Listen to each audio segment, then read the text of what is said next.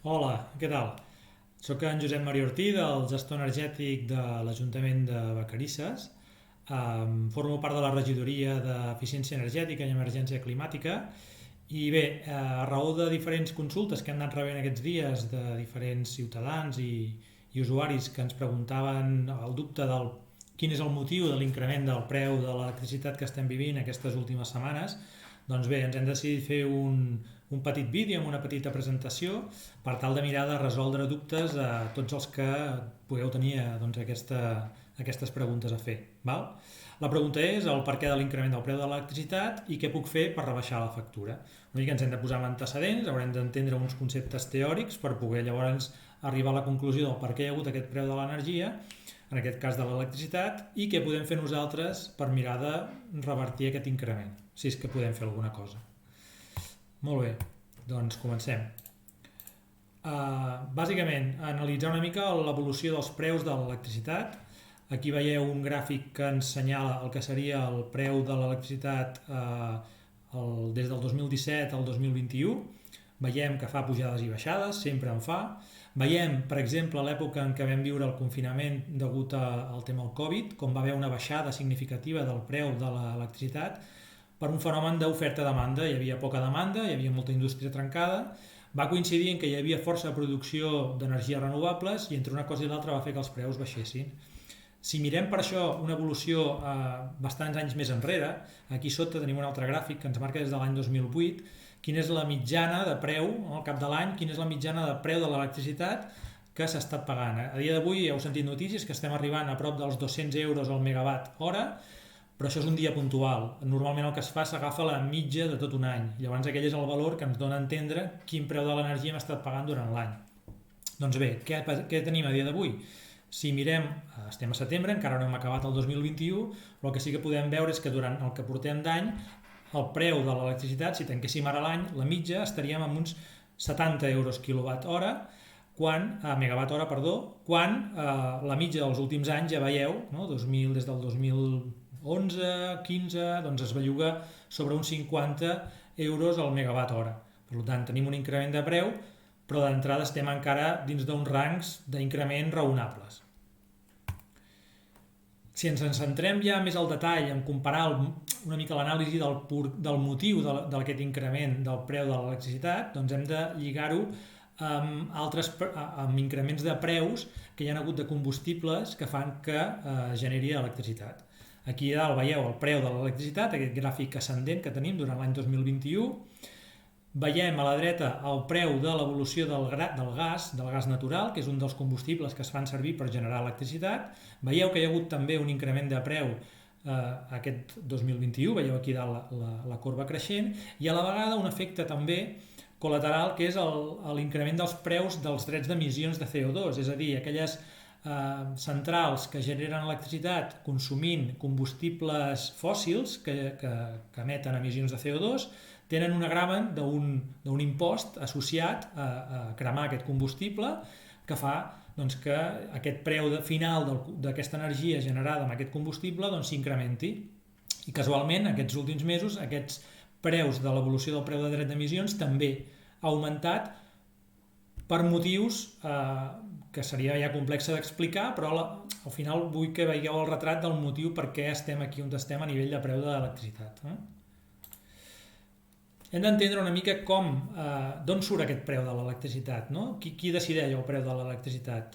Hem vist que va lligat, per exemple, al gas, però també va lligat a altres fonts d'energia. Quines fonts d'energia tenim? Doncs tenim d'entrada la nuclear, començant de dalt a baix, que serien les que sempre funcionen i les de dalt de tot són les que podem una mica gestionar si engeguem o parem aquestes centrals. Tenim la nuclear, tenim les energies renovables, que hi ha l'eòlica, fotovoltaica, llavors hi ha la hidràulica, i després tenim les centrals de gas, que són aquestes que us he comentat que cremen gas i cremant gas generen amb unes turbines generem electricitat. Tot això és un mix elèctric, que tot això injecta a la xarxa de distribució i d'aquí, a l'hora de fer la subhasta, doncs es surt el preu de l'energia. El que us deia, no? A nivell si establim, per exemple, el que seria un preu de 100 euros al megawatt, imaginem, com s'estructura aquest preu? Doncs primer tenim les centrals nuclears, les de les energies renovables, que són les que sempre estan funcionant, és a dir, no interessa parar-les, per tant són les que oferten a un preu més baix.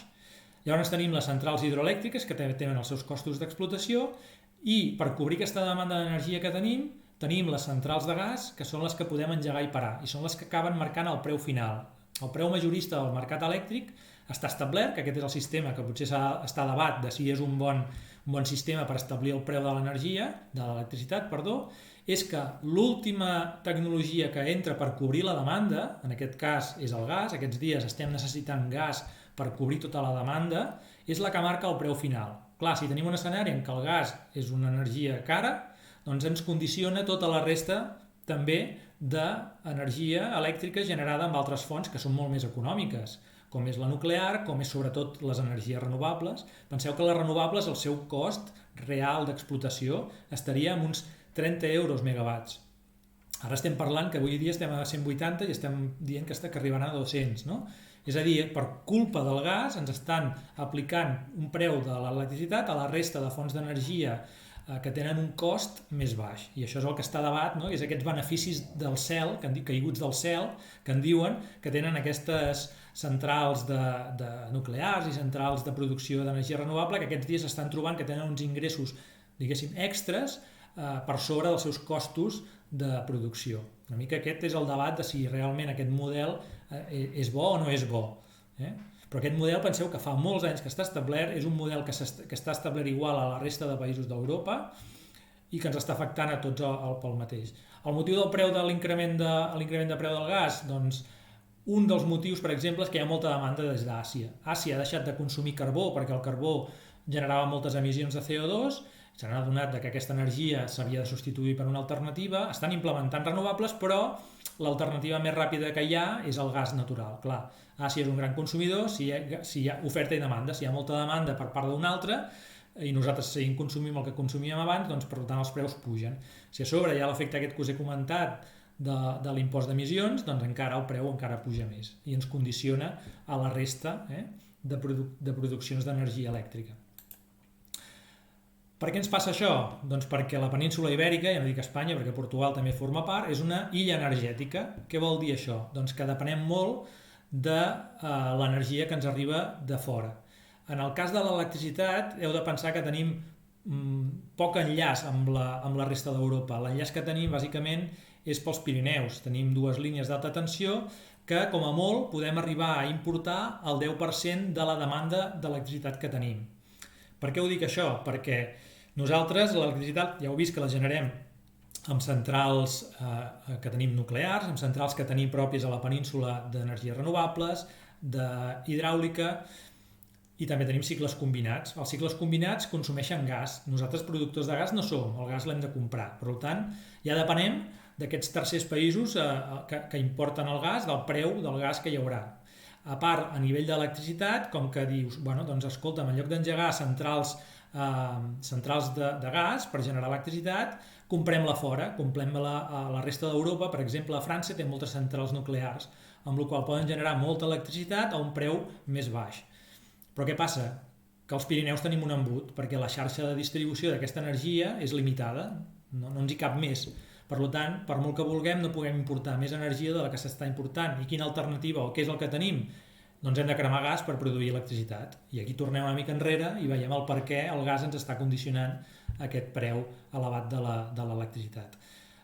Què podíem fer per canviar aquest model? A part del tema de retribucions, mirar d'ajustar-ho millor, el model, diguéssim, com a país seria no dependre tant de l'energia de fora, ser més autosuficients i l'autosuficiència pensant en la sostenibilitat, és a dir, la implementació de més energies renovables. Penseu que si tinguéssim moltes més centrals d'energies renovables, doncs no hauríem de cremar tant gas, per tant el preu de l'electricitat en aquest cas, en el nostre cas, no seria tan elevat com està sent aquests últims dies. A nivell d'Espanya, si ens comparem amb altres països, el preu de l'energia, com l'estem pagant? Aquí en color vermell seria Espanya i en color blau teniu la mitja de la resta dels països. Aquí teniu una sèrie de països que ens comparem. A nivell de preu d'energies no l'estem pagant molt car, estem per sota de la mitja, ja ho veieu, sense impostos. Això és només comptant el cost de l'energia. Si ens mirem un cop amb la nostra factura, que inclouen una sèrie de peatges, una sèrie d'impostos, el preu de l'energia que estem pagant, el preu de la factura final, sí que està per sobre de la mitja. Això ens indica que dins la nostra factura, a part del concepte de l'energia, ens estan carregant una sèrie d'impostos i de conceptes varis que fa que aquest import final sigui més elevat que la mitja de la resta de països d'Europa. Si agafem la nostra factura elèctrica i la dividim d'on prové aquest cost d'aquesta energia i dividim aquests 3 grans blocs, veiem amb color gris bàsicament seria el que és l'energia, que estaria en aquest 37%, que és aquí on hem vist l'increment, en el cost de l'energia, és on hi hem vist aquests increments que estem parlant d'aquests últims dies, que estem als 200 euros megawatt, 180 o 200 euros megawatt hora, aplica en aquest 37,48%. I prou. A la resta de factors de factura no afecta encara que hi hagi l'increment del preu de l'energia. Tenim la part dels peatges, que és aquest 41,14%, que és la part més grossa, i aquí dintre hi teniu explicat els parcials, que formen part d'aquest 41,14%, i un 21,38% d'impostos. El que dèiem, si agafem la mitjana del preu de l'electricitat d'aquests anys, que hem vist que previ en aquest escenari d'aquest any, hem vist que els últims anys podíem establir un preu d'uns 50 euros megawatt hora, al 2021 de moment estem a una mitja d'uns 70 euros megawatt hora. Això és un increment anual mig del 40% del preu de l'energia. És a dir, avui podem dir que el preu de l'energia a 2021 de moment ens ha pujat un 40% respecte a la mitja dels últims anys, que és bastant. Però hem de pensar que aquest 40% no és del total de la factura, és només de la part de l'energia, d'aquest 37,48%. Per tant, si apliquem aquest increment del 40% a aquest 37,48%, ens acaba dient que el global de la factura, en realitat, ens està pujant un 15%. Aquest és el concepte que diu, quan em pujarà la factura? Doncs de mitja, aproximadament, veieu a la pràctica real un increment d'un 15%, amb els preus que estem treballant aquest 2021. En el futur jo no sé què passarà, per tant em baso des de gener fins a setembre. Llavors ens dius, molt bé, ho he entès tot, però jo no tinc capacitat de poder modificar aquest sistema de retribucions del mercat elèctric. A curt termini, què podem fer? Doncs, podem fer 4 coses que podem fer si creiem convenient. Primer, el canvi de comercialitzadora, ens ho hem de plantejar, si aconseguirem més avantatges a nivell comercial, canviant-se del mercat lliure al mercat regulat. El segon punt seria ajustar la potència contractada. El tercer punt seria ajustar millor els horaris de l'ús de l'energia als horaris que té el preu de l'energia durant el dia. I la quarta seria una instal·lació de solar d'autoconsum. Molt bé, el canvi de comercialitzadora us faig referència a un enllaç d'un vídeo que ja vam fer fa uns mesos, que explicàvem molt detalladament el mercat lliure, el mercat regulat. Aquí us poso el minut 20-30, és on començarem a veure que s'explica tot plegat. I una mica sí que volia apuntar que a nivell de resum, mercat lliure, mercat regulat, és la gran pregunta. Jo us diria que el mercat regulat, encara que és més volàtil, és a dir, el mercat regulat és el que nota aquestes pujades i baixades de l'energia, igual que notes les pujades del preu de l'energia, també notarem les baixades, que les baixades a les notícies no surt com a notícia quan baixa, que ha passat. Els últims mesos hi ha hagut èpoques que el preu de l'energia era molt baix. Per exemple, a l'època de la pandèmia del Covid, que el preu de l'energia era molt baix, la gent que tenia contractada tarifa regulada se'n va beneficiar d'aquesta reducció del cost de l'energia. En canvi, la gent que estava en mercat lliure, que tenien una tarifa, diguéssim, plana, doncs en aquest cas no van notar aquest estalvi.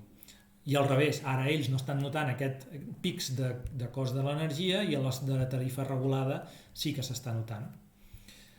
A dia d'avui, a raó de tot el revolt que hi ha de notícies de l'increment del preu de l'energia, les companyies comercialitzadores del mercat lliure estan fent campanyes comercials molt agressives de trucades, no sé si us ho heu trobat, que proposen canvis de tarifa per mirar d'estalviar i de no notar aquesta pujada d'energia que s'està fent. Heu d'anar molt de compte perquè és complex el càlcul, ells saben molt bé com pintar-vos-ho perquè us estalviareu molts euros. En realitat, el marge comercial que tenen les comercialitzadores a comprar l'energia a l'engròs és d'un 5%, per tant no poden fer grans estalvis, acabareu pagant el mateix i si no, més. Jo sempre recomano anar al mercat regulat. El mercat lliure és un mercat més estable, amb preus més estables, però l'estabilitat té un preu. La seguretat, la garantia, sempre té un preu. I si mirem històrics, sempre el mercat regulat és més car que el mercat lliure. El tema de l'ajust de potència contractada doncs és un tema que ja s'ha parlat moltes vegades, faig referència a l'enllaç i al minut 27:50 del vídeo. El tema d'ajustar el canvi d'hàbits d'ús de l'energia, que això ja sabeu que va canviar la metodologia, que tenim ara 3 períodes, tots els que estan al mercat regulat. Al mercat lliure poden aplicar uns altres tipus d'horaris. Al mercat regulat van establir uns períodes de temps en què l'energia és més cara o més barata, depèn de l'hora del dia.